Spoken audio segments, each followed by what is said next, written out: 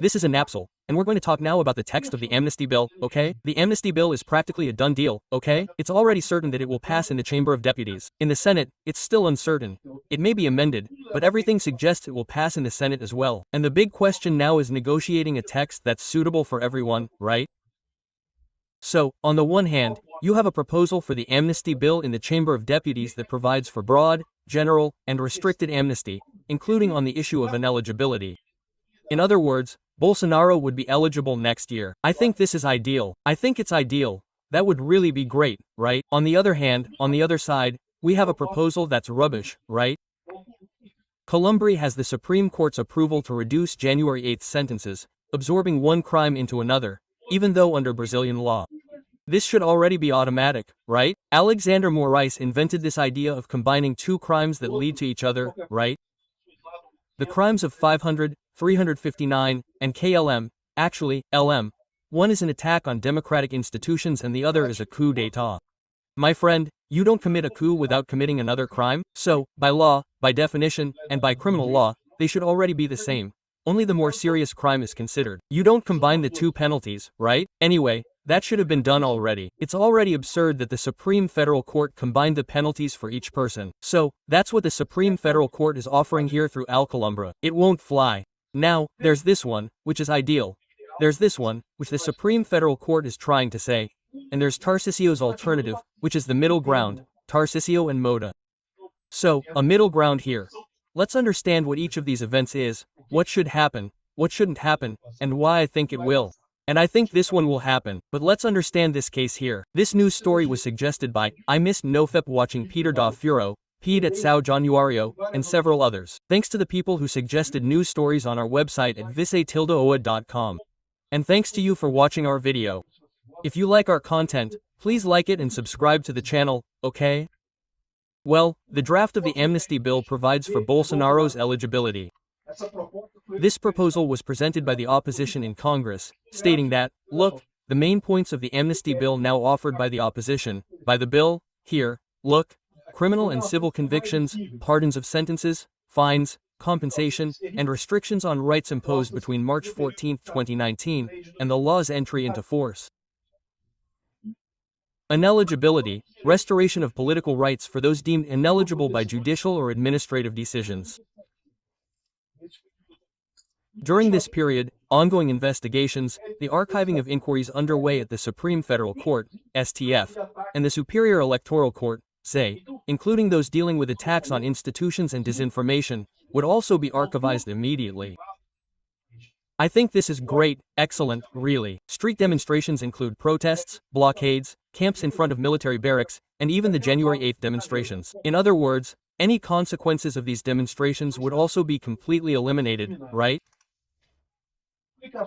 Social media posts cover verbal, written, or digital statements classified as incitement to crime, advocacy, attacks on institutions, or questioning the electoral system. Dude, this is the kind of thing I say, it's the same. Some people criticize, like, there shouldn't be amnesty because there was no crime. And I agree, there was no crime, there shouldn't be amnesty, but again, you have to work with what you have, my friend. That's the path we have to get there. So there's nothing to say or do, right? So here again, verbal, written, or digital statements classified as incitement to crime, advocacy, attacks on institutions, or questioning the electoral system should never be a crime, should never be the subject of a police investigation at any time. But that's okay. Nietzsche is saying that now forget all this, move on, erase it, it's over, there won't be any of this, right? Associations of organizations understand amnesty and extend amnesty to those accused of belonging to a group considered criminal due to political activity. So, in other words, this is the amnesty being proposed by the opposition. I thought it was great. I thought this was super fair, an excellent path. Oh, it would be better to nullify everything. Of course it would be better to nullify everything. But then what? Who's going to nullify everything, right? There's no way around it. The only way forward is this amnesty path, right? Now, on the other side, people aren't satisfied either. Alexander de Moraes. That's Alexander Moraes, okay? Not all the Supreme Court justices, no. The press tends to present Alexander de Moraes' opinion as if it were the Supreme Court's opinion, because well, let's be honest, until very recently that was the case, okay? Alexander de Moraes' opinion was the Supreme Court's opinion, but since the magnet and tariffs incident, that's no longer the case. So, there's Alexander de Moraes' opinion, which is terrible. But there are others too, right? Columbra says he has the Supreme Federal Court's approval to reduce the January 8th sentences, but the centrists want amnesty to free Bolsonaro from prison. Man, I saw a comment on Twitter, people saying, wow, a headline like that in any first world country. The guy says, wow, where's due process? And how come a politician has the Supreme Federal Court's approval to reduce sentences? What's this all about? Since when did that even exist? It shouldn't have anything. Congress has the right to apply amnesty. And who cares what the judge thinks? The judge thinks it's bad, thinks it's fine, he can think it's bad, but hey, you get on with your life, right? Great. Anistia was approved. It's the political force of Congress. Congress has to be the most important political force in Brazil, in any country, in any democracy. Why? Because it's where representation is, it's where the majority of people are elected by direct vote. Is it perfect? No, it's not perfect. We know Congress is. There are a lot of people there, but anyway, it's the best we've got. If you go to the other side, to the executive or the judiciary, it's even worse.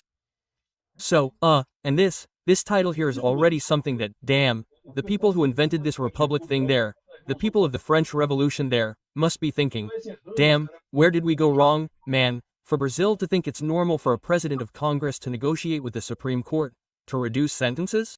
No, we accept sentence reductions like that. My friend, Congress has the power to do this, to grant amnesty, and that's it. The judiciary, if you don't like it, sit down and cry, okay? And what I'm saying to you, I agree that 2 months ago, if an amnesty like that had been approved in the chamber, the Supreme Court would have immediately declared it unconstitutional.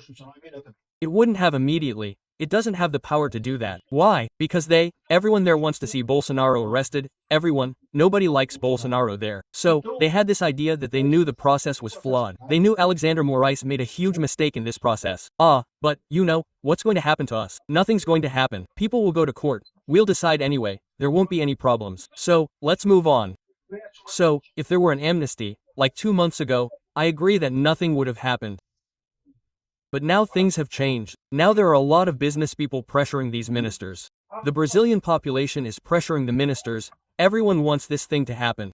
So, and they're also worried, right? Going into Magnet, which isn't cool. It's not nice. It's not pleasant. So, I don't know, okay? I think this here is typical of Zandau. This here is Alexander de Moraes and the press treating Alexander de Moraes as if you were the Supreme Federal Court. That's what I'm telling you. Alexander de Moraes won't back down, nor will Lula. The only ones who can solve this problem are Congress and the rest of the Supreme Court, the other Supreme Court justices, right? Well, there's a middle ground, which is the text that Tarcísio Moda is so advocating in this matter, which is the text that still exempts everyone, still frees everyone, ends everyone's imprisonment, but doesn't restore, for example, political rights.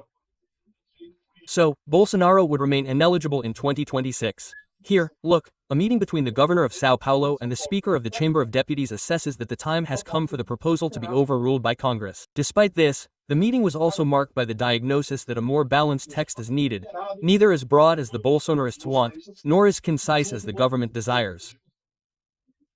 In other words, a compromise between this and this is the proposal being negotiated, which will be to release everyone, but Bolsonaro's ineligibility remains.